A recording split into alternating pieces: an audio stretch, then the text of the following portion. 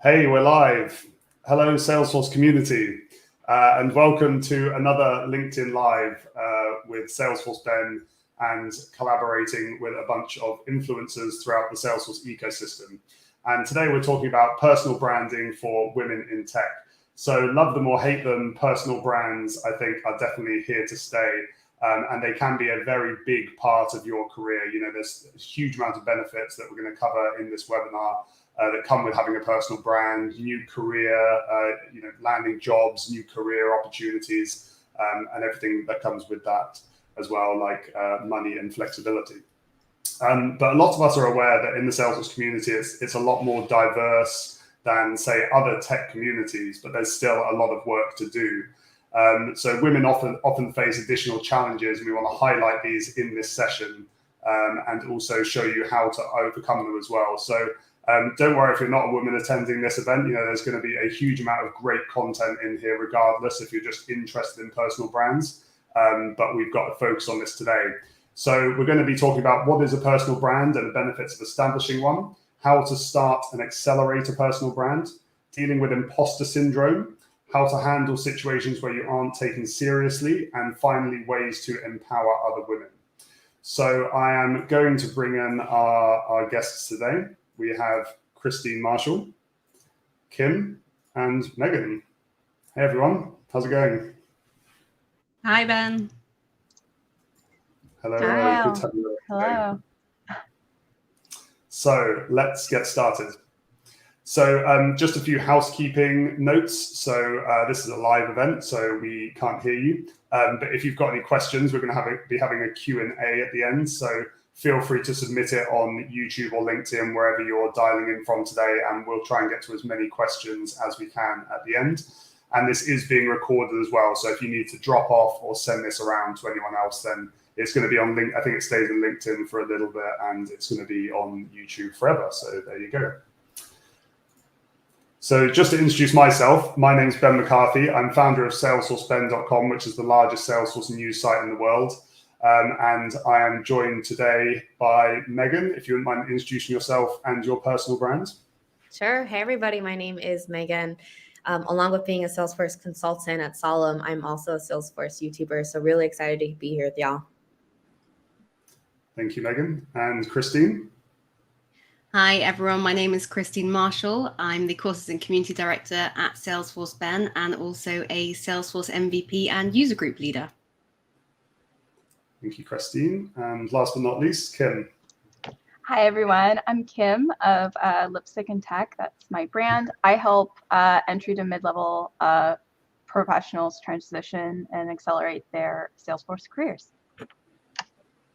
Great. Thank you very much. So without further ado, let's go to our first slide, our first topic, which is defining what a personal brand is. So quite a good place to start off, I think.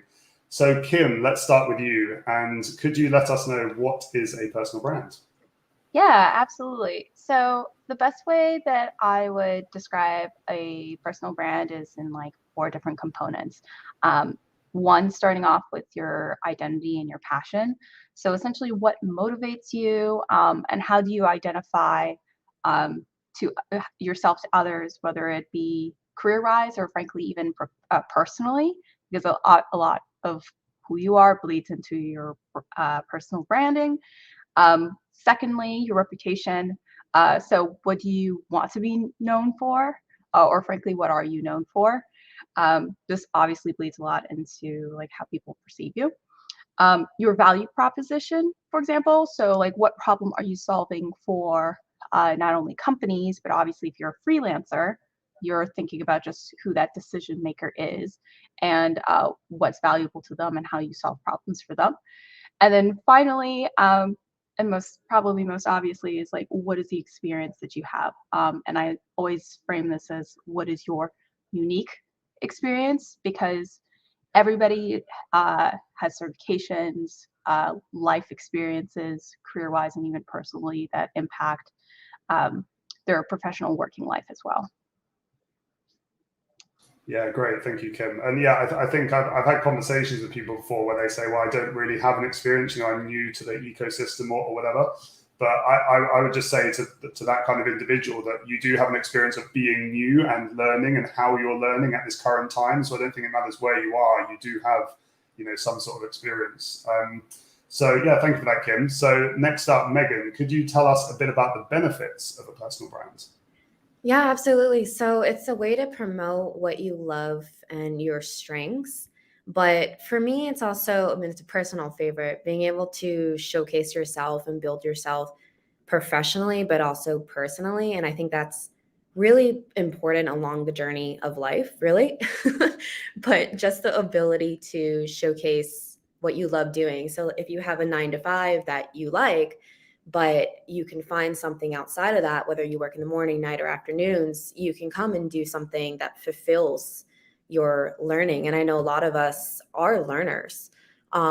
So I would say at the end of the day, it's recreating yourself. And that's the funnest part of the journey. It's always discovering what you like, finding people that you love to be around, and just kind of building who you want to be. Yeah, definitely. And I think there's a lot. I mean, you obviously, Megan, do a lot of YouTube, and I'm sure, you love video editing and stuff like that. But I'm sure since you've been doing this, your skills have probably come on leaps and bounds because you've got some time to dedicate to doing this kind of stuff. Yeah. The first video compared to the video now, major difference.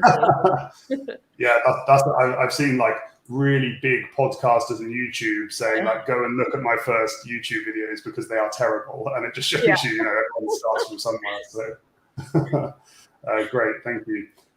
So Kim, could you give us some insight on where do you begin on starting a personal brand? Yeah, no, definitely. I think one of the things people are just scared. The folks that I have conversations with, they are often like, well, I'm not a company, right? Like, what am I supposed to do?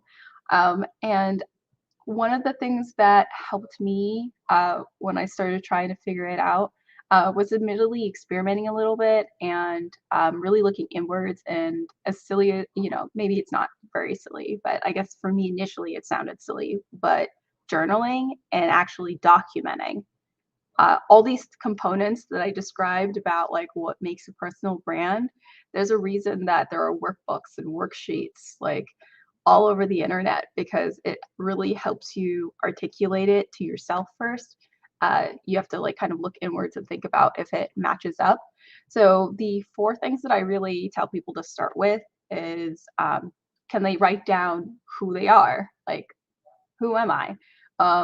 I start writing down, and this is where brag sheets, the term commonly used in the States, but essentially a sheet that describes like what are your accomplishments outside of work, inside of work, something that like of note that highlights something even unique you did, even if there's experience and then there's like accomplishments, right? So outlining both of those things, and then describing and writing out your personal personality traits and strengths. Some people are introverted, and there's nothing wrong with being introverted. The difference is you cannot be an introvert and then insist on doing outward work because you'll just kind of like, if that doesn't fit your personality, I always encourage people to work with their strengths.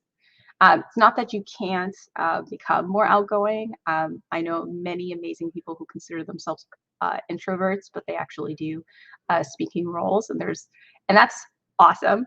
And like, you don't have to be bound by your personality traits. The difference is, can you at least outline it so you know like the steps going forward about what you're looking into, and then I guess most obviously is like defining your goals.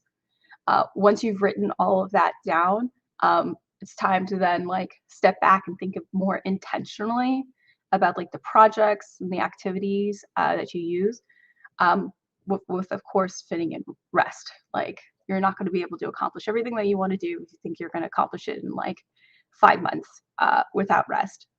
Part of what rest is and is actually being able to sit back and think about like, am I enjoying this? So I think that's a pretty like good summary of like looking inwards in order to be able to present yourself out to, the rest of the world.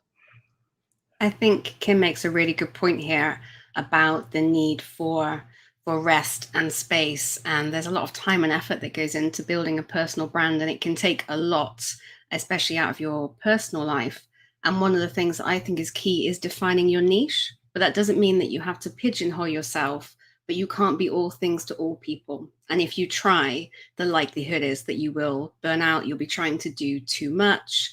And when we talk about a brand, often a brand is about, who am I? What do I stand for? What do I do? And it is easier for people to think, this is Tim, the flow guru, or this is Megan who does the resumes and the career advice. So that is much easier for people to latch onto and to understand more about what your brand offers. And I think that can change over time. My background, for a long time, I was on the answers community, and I loved helping people and doing how-tos and tutorials and really hand-holding them on how to do things. So that naturally led to writing tutorials in a blog.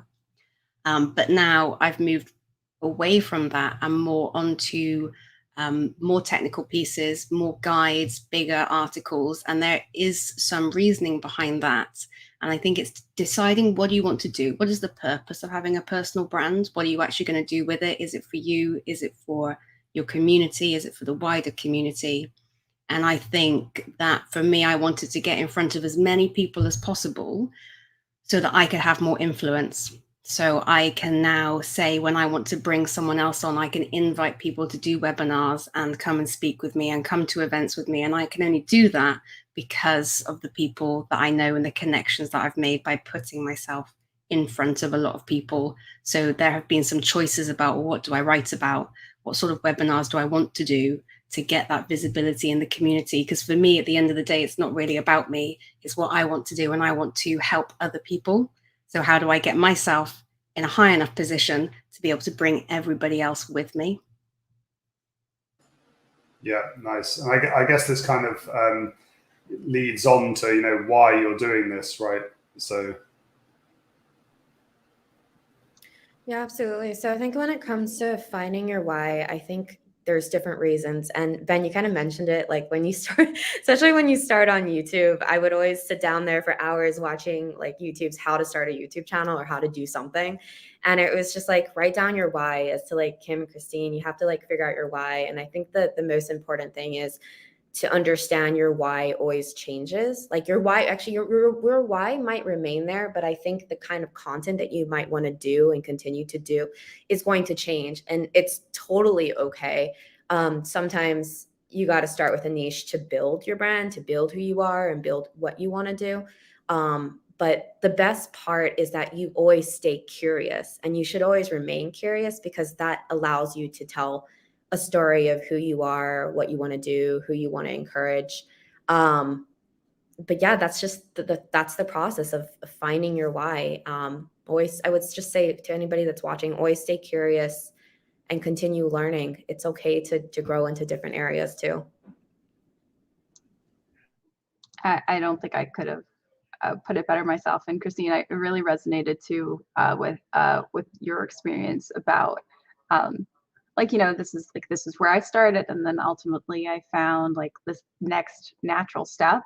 Then the next natural step doesn't technically exist, right? I started I have a technical background, at least a technical four-year degree. Didn't use it at all. And for some people, it's like the industry, that I think the beautiful thing about the Salesforce industry is that I work with people from all sorts of backgrounds. Like they're coming from business, they're coming from the arts, they're coming from social studies and stuff like that. And I think that's what the why is so important, because the how you accomplish it might change, but the why usually doesn't change that much. Like, me enjoying collaborating with people has not changed through like my 6 years of experience as a professional. But actually how I accomplished it, or like how did I do it in my day to day, has changed. And lipstick and tech it didn't start off as a personal thing. It started off as a willingness to give to the community. And we'll probably expand on this at some point today, but I know for me, the only reason I really felt like my personal brand was strong was because I had interacted with people in the community. We were collaborating. So I think that fits a lot into like ultimately what my why is, but that might look different for other people. Yeah, definitely. And I just wanted to pick out one thing. I think Kim said it earlier about looking at who you are as a person. And I read this quote from quite a successful CEO that said, always focus on your strengths first and then your weaknesses. So if you are an introvert, maybe blogging or writing LinkedIn status or stuff where you don't have to be on camera is great. But then when you're used to that, YouTube and stuff like that. I mean, obviously you can go for YouTube first, but it's just maybe that's the easier route or more traditional route for introverts. But they always play to your strengths first, definitely. So this brings us on to our next section, which are what are some ways to accelerate a personal brand's growth. So I think this is particularly important just because a personal brand success isn't going to happen overnight, and it's a lot of consistency and work that goes into it. But of course, there are always ways to accelerate its growth. So let's start with Megan. So Megan, what would you say is a way to accelerate a personal brand's growth?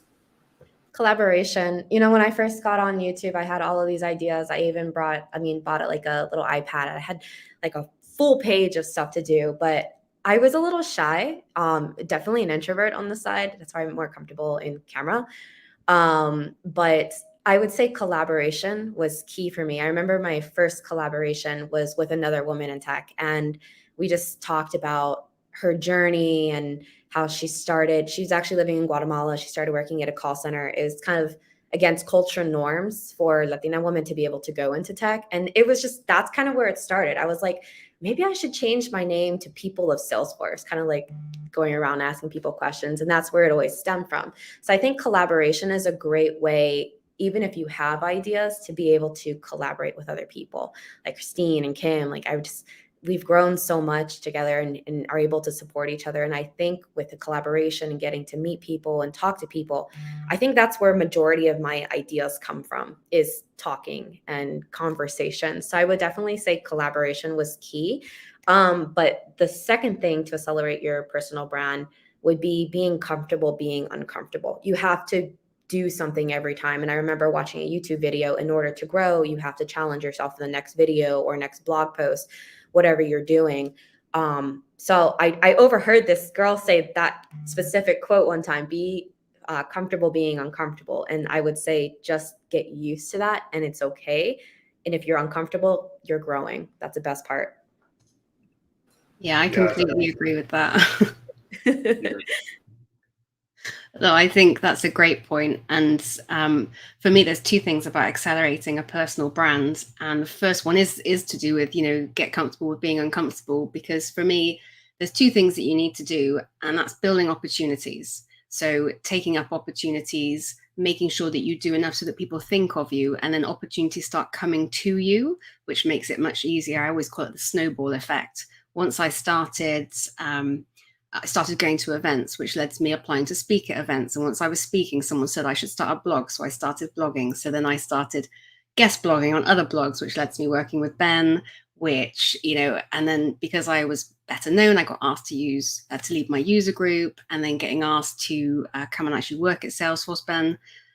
It really has snowballed. But one of the things that I didn't do, that I wasn't aware of, and that I would like other people to be aware of, is being more selective. So you want to say yes, and you don't want to doubt yourself. If someone says, do you want to do this? And you do, but you think, oh, I don't know if I can. You can. Say yes, learn how to do it afterwards. It'll be absolutely fine. But you don't have to say yes to everything. And I know that later on, Megan and Kim will talk about this in a bit more detail, but it is okay to be more selective about what you're doing and think about getting yourself in front of the most people, because that will accelerate your brand, and the right people. Who do you want to get your content in front of, and prioritize those activities instead. Yeah, I completely agree. I think on a day-to-day basis, at Salesforce Ben, we're collaborating with so many people on videos, infographics, LinkedIn Lives, webinars, the list goes on. And there's just, so many opportunities for collaborating on different bits of content. And sorry to pick on you, Megan, but you said at the start, you used to be shy and you count yourself as an introvert, but you just spoke at Dreamforce. So, that's pretty damn cool. Yeah. Shout out to Christine for that too. Yeah. So very, very cool. All right. So next topic, we're going to talk about how to handle imposter syndrome. So obviously something which is pretty big, I think, in the Salesforce ecosystem, probably because a lot of people come from non-tech backgrounds, or perhaps they come from tech backgrounds, but they accelerate their career quite quickly and they end up in a quite senior position. And it's only logical, I think, if for you to question yourself and say, should I be here? And I think this plays into personal brands as well, because if you do have imposter syndrome in your career, maybe that makes you less likely to want to publish stuff online out in the community and feel like you're getting criticized. So let's cover off this with Christine first. So Christine, could you just give us an overview of what imposter syndrome is? Yeah, absolutely. So it is defined as doubting your abilities or feeling like a fraud. And we know that it typically affects high achievers, ironically. And originally it was thought to be more of a female issue, but actually research has shown that imposter syndrome affects a lot of people, not just women. And we often put our success down to luck instead of skill. And actually Ben shared something on LinkedIn very recently about this, which I thought was interesting, about people feeling like it was luck. And actually you can measure that because luck runs out. So if you keep achieving, if opportunities keep coming your way, if your brand keeps growing and success keeps happening, then it can't be luck. Luck does not carry on for that amount of time. So I thought that was actually a really interesting takeaway from something that Ben shared. But then as we've been preparing for this webinar and talking about imposter syndrome, Kim actually said something very interesting. So I would like to pass it back to you, Kim, to talk about imposter syndrome. And is it imposter syndrome that many of us struggle with? Yeah, I think it's funny, as we were preparing for this webinar, I mentioned how imposter syndrome is really, there's a trickiness to it, because is it imposter syndrome, or is it just that you lack confidence, or you're being too humble? Because I know a lot of people like this, again, because they're high achievers and they think like, oh, I work so hard, all this stuff is happening, like it's part of this luck, and I am do as I say, not as I do. I'm very similar in that way. But to your point, Christine, I don't think I could have put it better myself, which is like luck does run out. If you're able to write down, and this is why it's important to, one, let go of perfectionism, something that I admit, like certain times I really struggle with. But if you let go of perfectionism, are willing to say yes to opportunities, even if you are okay with, you can disclose that, maybe this is a risk for me. This is kind of like not something that I'm not, that's one thing, right? But the other thing is like absolutely not saying no to opportunities just because you're a little bit scared. Being uncomfortable sometimes is okay. It honestly is probably even a sign of growth. And then more importantly, knowing that, one, you're not alone, and two, actually just documenting your successes. Because whenever I'm feeling down, and that's why I talked about the brag sheet, if I have like a written documentation of all the things I've accomplished, it's hard to tell yourself that, like, I'm an imposter if I look at all this other stuff that I've done. Even if it's not, I think a lot of people tie their success with like how much money they brought or how much money they have, and that's just not the case at all. Whenever you have communities, there are a lot of really great communities online.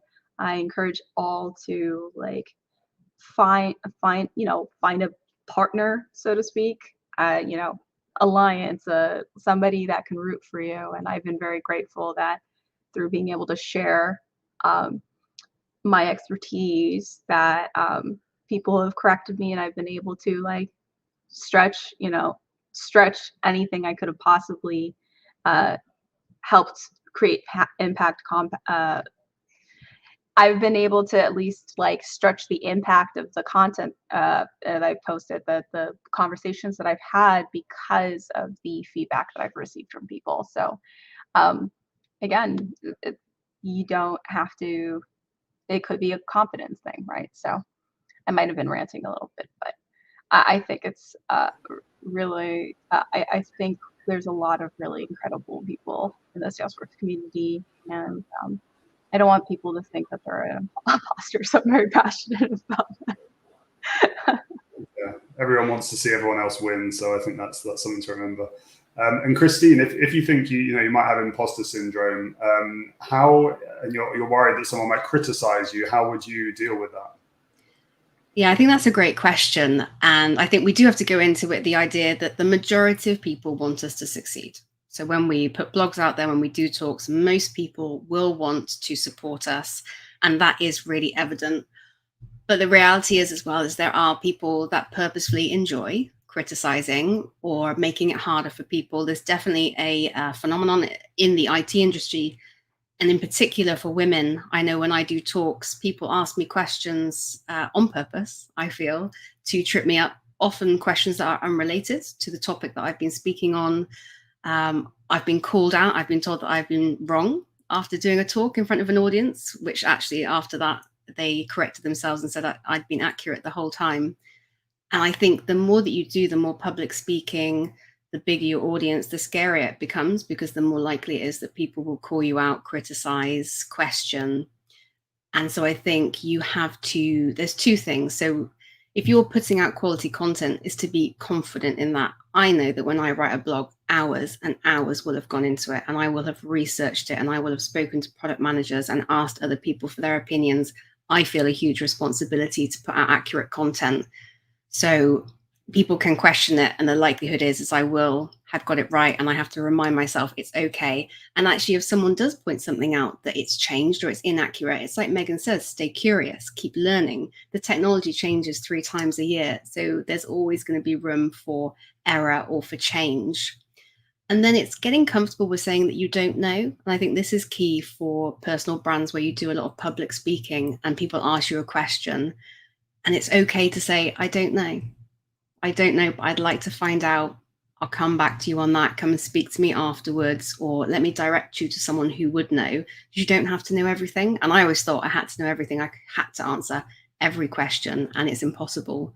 So it's about accepting that you can't know everything, and it's okay to be vulnerable and say, I don't know. Yeah, I think it's a shame that some people are like that, but they are like that, unfortunately. Slightly off topic, I think, but I think when another kind of benefit of writing blogs or producing any content is that you do want to make sure it's accurate. So you kind of research it, just triple check it, research it, make sure it's 100%, and it kind of increases your knowledge on that topic as well. So that's kind of another side benefit as well. So now it'd be good to talk about if anyone's been in any situations where you haven't been taken seriously. Yeah, I'll go first.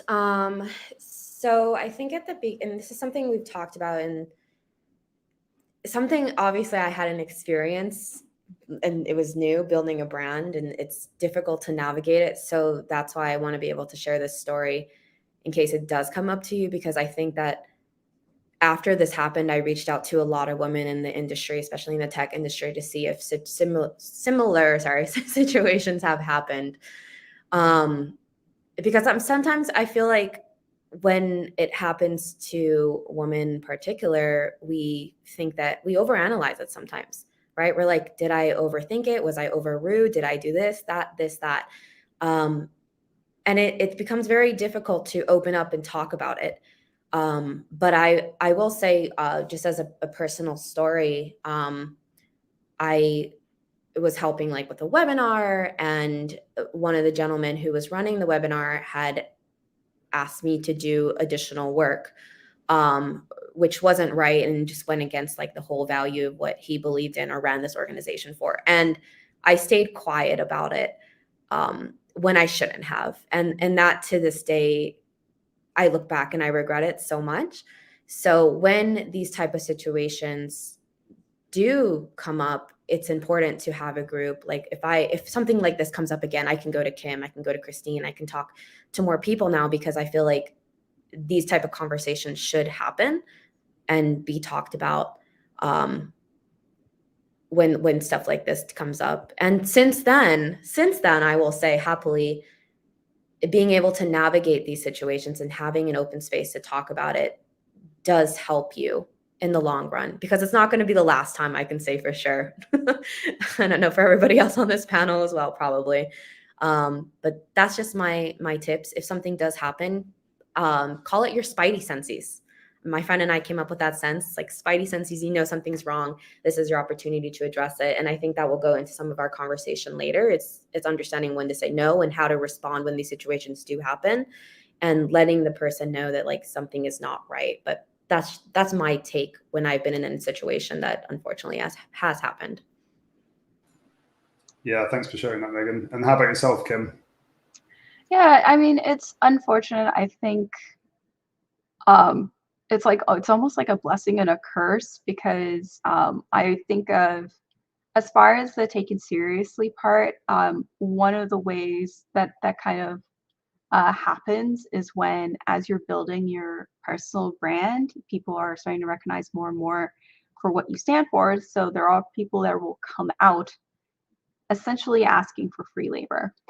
Now, it could sometimes come in the promise of exposure, so to speak, which creators get this request at least a lot more often than many other folks. But I will say, ultimately, for anybody who is a working professional, we're all busy.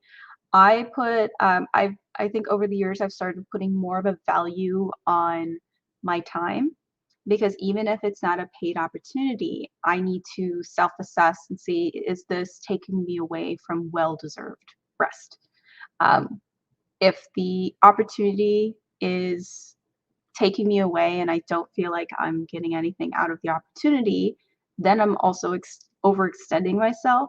And ultimately that kind of hurts me in the end. And we need to be, and I think this is something I've just learned, but like about protecting your energy, essentially. Paid or not, you should be protecting your energy, because then that way you thrive as a human. We are all working people, but we're also human. I want to be able to spend free time with my family. Admittedly, I do this. I have a 9 to 5, and I go to school, which is already insane in itself. And so now my time is more valuable. My rest time is even more valuable to me than it used to. But when it comes to like not being taken seriously, this is the moments where you need to learn how to say no. And there's lots of really great books out there about how to say no, because that's actually a skill in itself. Yeah, definitely. I'm the kind of person that I don't really like to disappoint people, but it comes with the territory really when you're getting a lot of requests for things, and I think Megan mentioned this earlier, but this kind of feeds on nicely to setting your value, and learning when to say no. So what would you say about that, Megan? Setting your value. That was something really hard for me to come up with at first, again, because when these situations do happen, whether it's like asking for free labor, I think it's okay if you have a passion for what they're doing. But I also think at the same time, something I was personally guilty about was taking on too much. And there's nothing wrong with that. I think it's just understanding and refocusing and reshifting on like where can you give the most, and where is your passion, and like mixing those things together. And it's okay to say no. Like if an opportunity comes up to mentor somebody and like you really do want to do it, you just don't have the time, it wouldn't be fair to that mentee or to you at the end of the day. So it's just about understanding like, hey, I can't do it right now, but I love to in the future. But if it comes to a situation where you have to say no, you'll get used to it over time. And it's okay to say no. It doesn't go against you. It's part of the growth, but those would be the main tips. Yeah, nice. Yeah, and I think it's also okay to say no, but maybe in X amount of months when I have more time or something like that. Anything to add there, Kim? Yeah, I like your tip about delaying it, just because then you can actually continue, keep this established relationship, and not people. Some people will honestly be mean and be like, well, I don't need you, and that's just, I have a tendency to just not argue with that, because then did you value my time? Did you take me seriously? If I had said yes, you would have just been lying to me that you were taking me seriously and you valued my work. So yeah.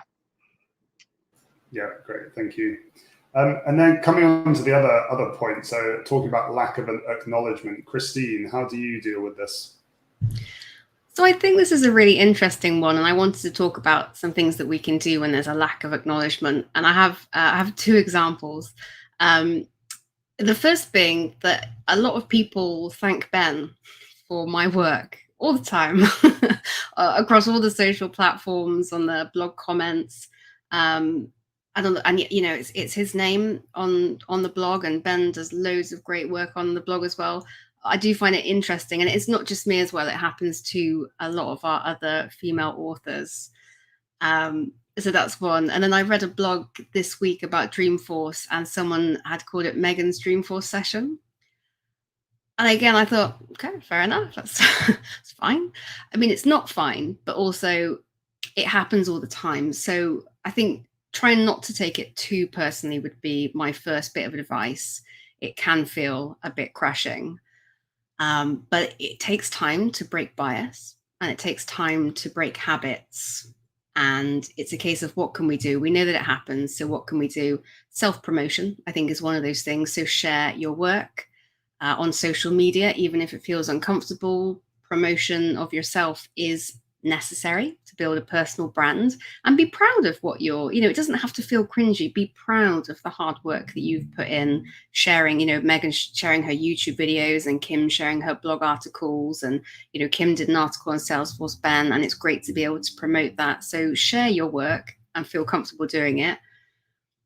And reply to comments. That's my other thing, is when people put comments, say, you know, thanks, Ben, I reply.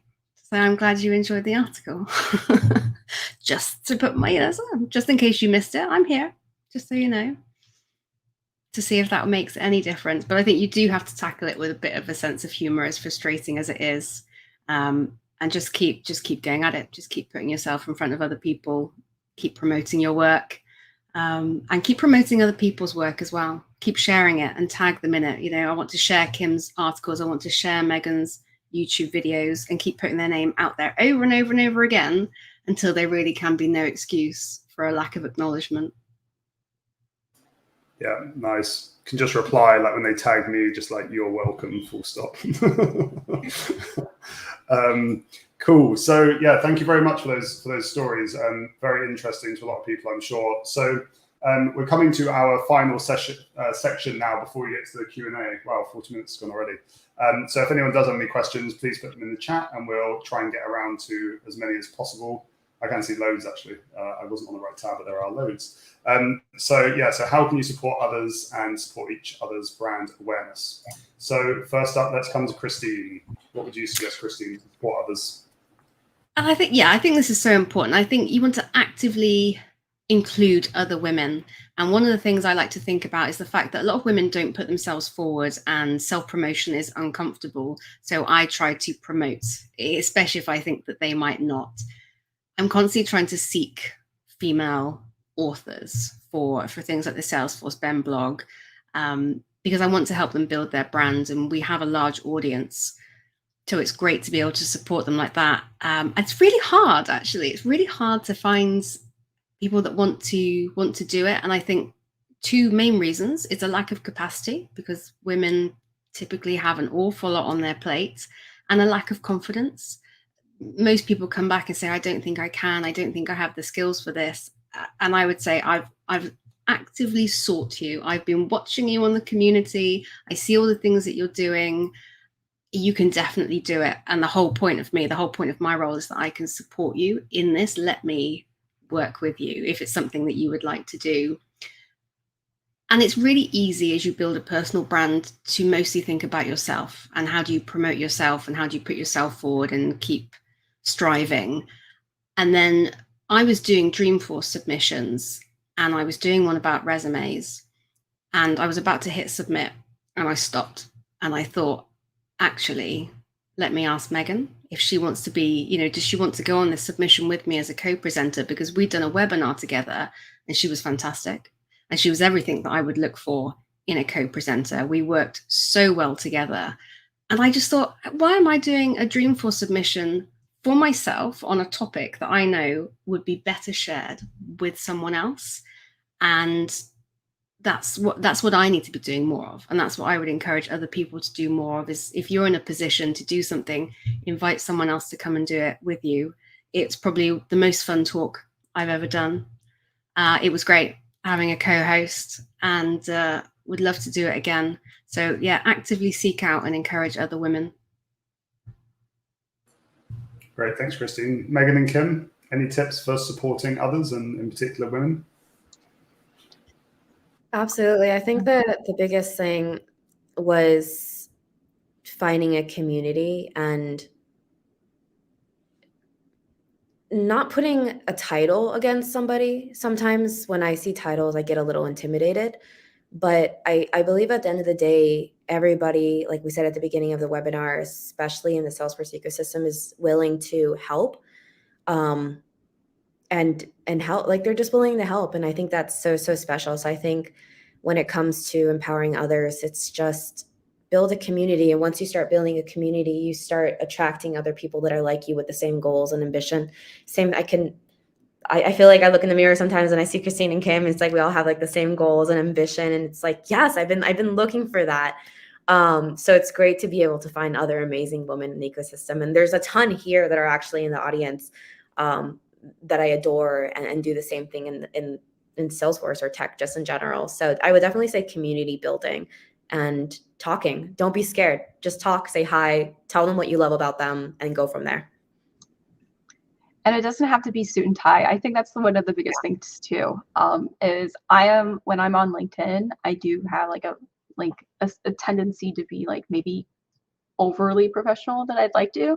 But maybe that's why, again, this is why you talk about your strengths. Like I think I have good interpersonal skills, and so Twitter is where I found myself thriving because I just talk to you all the time. And to your point, Christine, by the way, it is so good to hear about the author stuff too, because I did not originally, like when I was thinking about talking to contributing to Salesforce Ben, I didn't. It took me like a year and something, and thanks to the encouragement of another friend in the ecosystem. I don't know where you are, Kurat. I wouldn't be surprised if she was here. She mentioned she would. She was the one who was very much like, Kim, do it. And then I did. And then the Salesforce Ben team were very encouraging. Christine was very encouraging. Julia was very encouraging. So that made me really proud of myself because I fought through the uncomfortableness that I had. And then I have the same sentiments about like empowering others through sharing other people's work. People don't like people who are self-promoters exclusively. So being able to like say, I really love this article, even if it's just a reshare, means a lot to people.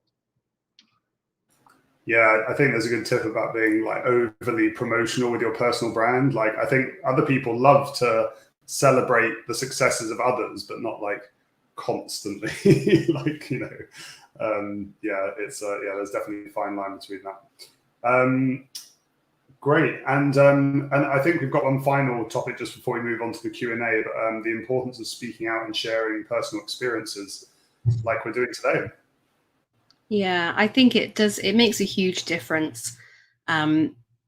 Speaking with other women, obviously Megan and I have worked very closely together for the last couple of months as we prepared for Dreamforce, and have had lots of conversations. And again, I know that Megan and Kim talk often, and it's very interesting once you start talking to each other.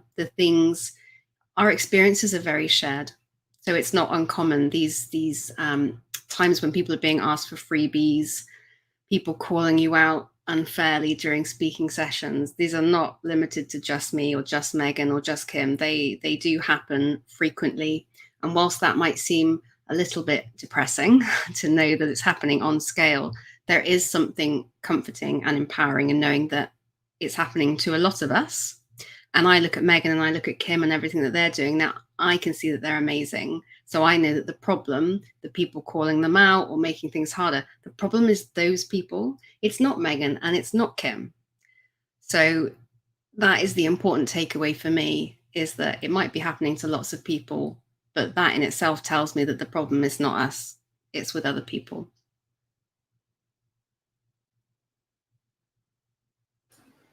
Great, thank you, Christine. Okay, fantastic. So I think we've reached the end of our discussion. So thank you very much. Just going to set my screen. So we're going to go into the Q&A now. Keep the questions coming. There's loads of great ones. We'll try and get through as many as we can in the next 15 minutes. Just before we do that, so we have 2 QR codes here, one for Megan's YouTube channel and one for Kim's website, I believe, Kim. Yeah. So check them out. I'll leave those there for a second just to give you a chance to scan them, so you can check out these ladies' personal brands. And then we can go straight into the Q&A. So this is a really nice one, actually, from DA Ledger, that says, so from all of the awesome opportunities that have come our ways from building a personal brand, what is your favorite one? So maybe we can start with Christine. This all sounds so contrived, but I did see this question come in when we were speaking earlier. And in all honesty, the best thing to happen to me is getting my job at Salesforce, Ben. And it probably wouldn't have happened. It's true. I mean, I can't speak highly enough of working with Ben and the rest of the team and the opportunities it's afforded me. I get paid to do what was my hobby, what I felt passionate about. I had my own blog. I was doing it for fun. And now I get to do that every day. But I get to do it with a team of other passionate Salesforce professionals. And not a lot of people get to say that. So I'm truly grateful. Very cool. Kim, Megan? I think for me, it's just really been able to meet people. I started the blog honestly because I felt lonely. I didn't see people who looked like me in the Salesforce ecosystem, and as I started putting myself out there, hey, you know, there are Black professionals in tech. Hey, there are women in tech, and that for me was just so rewarding, and I felt less lonely. And like, I'm not very like, I am technical, but I'm not very technical in the sense that like, I'm not going to talk about tech all day. So I think just the community has just been the most rewarding part. I have friends associated with Salesforce, and that's awesome. This is also, for example, one of the really fun things that's come out of it. And I have some projects in the works too that would have never happened without the brand. So I'm very grateful. I'll finish off. Of course, it's definitely been working with the Salesforce Ben team, doing the research. I don't think I would have felt so confident like posting about the day in the life of a consultant, for example. Like, I had all these ideas and envisioned it through a YouTube channel, but if Salesforce Ben just amplified that platform and the confidence to create the video. And of course, working with Christine for Dreamforce, that was like the biggest highlight of 2022 of all my like 29 years of life. That was like boom. And now it's just like, okay, that thing's done. And what's next? I would say also, just like Kim, working with the Women in Tech platform, but also getting to be a voice for Latinos and in tech. And lastly, my husband's military. So I think one of the biggest and fuzzy parts, I guess, is being able to work with the military community and spouses coming in. It's been a journey. So I'm just grateful for everybody. Very cool. Thank you very much. Just to add on something, I think it's very, very cool when you get asked by leaders of certain groups, like a military group or Pep Up Tech or something like that, to speak at one of their events. Just because, you know, that's a fantastic compliment to be paid, that, you know, they'd invite you to speak to mostly new Salesforce people. So that's always very nice.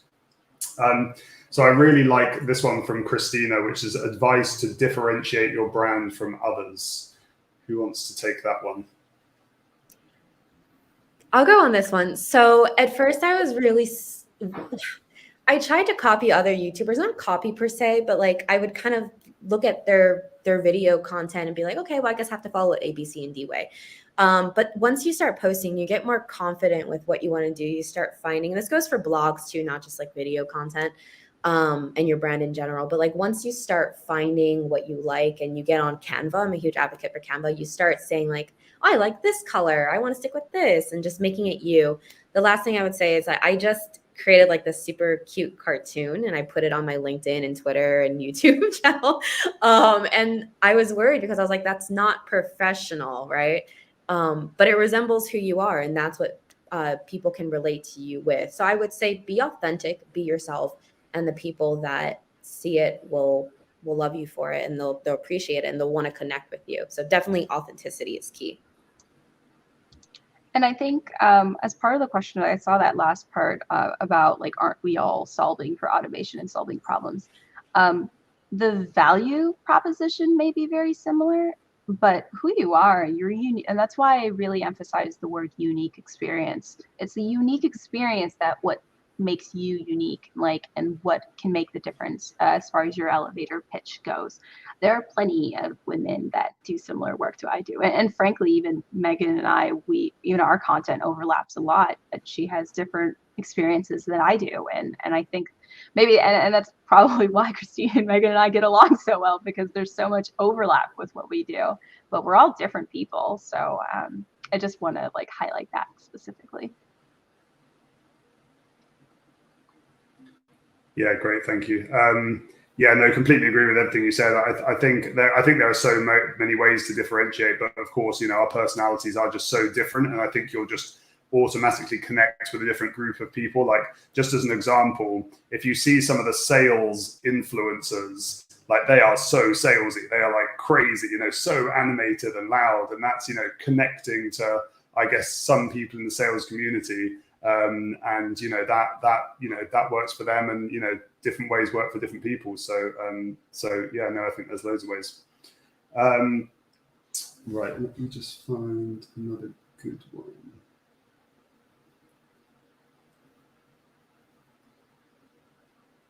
Sorry about this, I'm not very organized.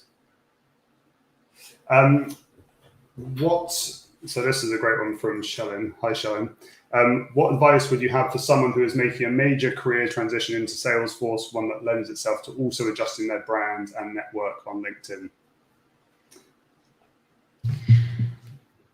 I think to kick it off, what I would say to anyone that's making a career transition into Salesforce, it depends what you're trying to achieve, whether you're trying to get sort of noticed by recruiters and hiring managers, whether you're trying to build up your community. So in terms of the community, you know, follow people, make connections. You don't have to have met them in real life. You don't have to have worked with them, especially on things like LinkedIn. Use Twitter as well to build this community. That's how I stay up to date on a lot of news, on what's interesting, cool tips, that, you know, who's doing what. So I think getting out there, making connections, starting to build that community, even if you haven't landed that first Salesforce job, because this could land you the Salesforce job. You know, you find out who your local user group leaders are, you go to the user group, you meet someone there who's hiring. Again, these still opportunities can snowball. And then also, you know, optimize your profile to be Salesforce related. Put those kind of key words in search terms that will help other people find you from the community, and also help with job prospects and hiring. So make sure that you've got Salesforce in there, and, you know, if you're certified, put that on there as well. I'd also like to lend the fact that when I speak to new professionals, we spend time talking about transferable skills, because with any pivot, if, you know, Salesforce is one technology, there's a lot of other technologies, but your skills, there might be some overlap with the things that you've done in the past. I mean, COBOL was a skill for years, right? And there are not a lot of COBOL programmers working these days. They've moved on to something else, or they're very, very, very niche. And ultimately, if you find the transferable skills between those two items, that really helps you with angling your pivot and communicating to decision makers about why am I good for this role. I very similarly, I had actually worked my help desk job, and that in particular, getting the access and frankly, even the exposure to Salesforce when I wasn't confident about becoming an official Salesforce admin was exactly what I needed. Enough for me to like dip my toes when I wasn't confident enough. And I could have actually pivoted. I could have done help desk and started with Salesforce. So what if one day I decided I didn't like it? Obviously that did not happen, but it could have ended up being like really being interested in networking, which was another thing I dipped my toe in at some point and then ultimately figured out that I was not very good at. But again, that transferable skill is really what helps you with managing the pivot. But as Christine said, networking will do some very heavy lifting with that pivot as well. Great, thank you, everyone. So a really important question from Mark Jones here. Hey, Mark. How can we in the community help some of the more amazing women in tech build their platforms and personal brands?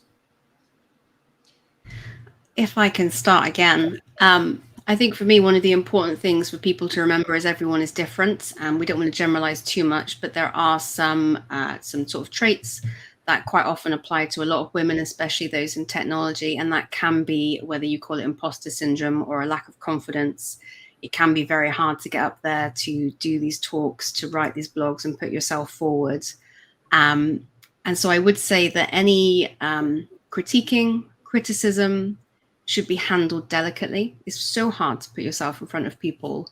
And I think it's absolutely fine for someone to say, actually, I want to ask you about that, or I'm not sure about that, but maybe consider doing it in private or off to the side. Let's not make it any harder than it has to be on people.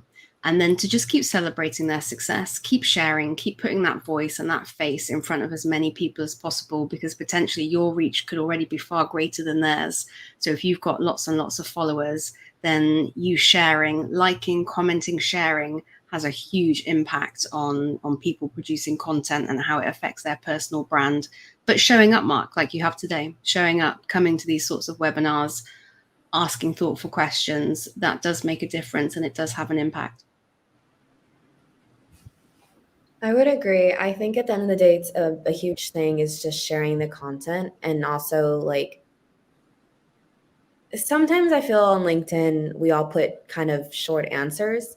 But what really stands out to me is when somebody like reads the article or watches a video and they take time to like put more than 2 to 3 sentences. And I'm just like, you actually like looked into it. Cool.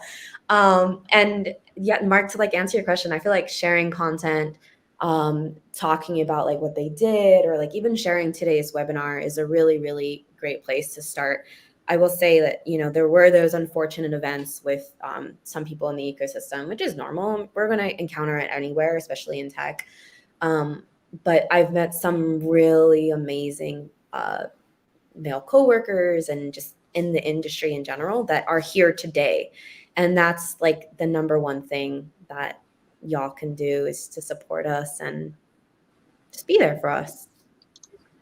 Yeah, and I think I'd add last, a lot of the resharing that we're talking about here, I put that under the kind of the pool of sponsorship. By promoting other people's work, you are kind of sponsoring them in a way. So that also encourages, like, or just a reminder, you know, try to kind of come in with a sense of like you're co-signing on it a little bit. We should be encouraging that.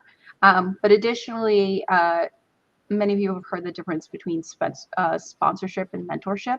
I would encourage those, if there are women in your office right now who are looking to stand out in the organization, that would have, I personally think that's far more of an impact that you'll have in another professional than in the community. And it's not to say that like anything that you would do in the community doesn't help. I think like I almost have like co-mentorship with some people because I'm just invested in their career in general. So if they ask me a question, I'm more than happy to help out. But your day-to-day job is where you will like benefit the most from any sort of like give her a chance. And that one person who really mentored me and sponsored me at my job is how I got into Salesforce today, because they saw my skills and they were like, you know, she might benefit from this. And obviously that turned into opportunities, salary, etc. And so there are ways in the community and also in your very like day-to-day job right now that you can help someone. Great. Thank you very much. Fantastic advice, and really nice to end the webinar with that final advice on how we can all support women in tech. So yeah, that does bring us to the end of our session. So thank you very much to Christine and Megan and Kim for joining us today, and from the comments, it looked like everyone had a really good and learned a lot. So I'm sure you have a lot of fun reading through the comments later. So thank you very much, and thank you to everyone for joining us as well. Thank you so much, everybody. Thank you. Bye.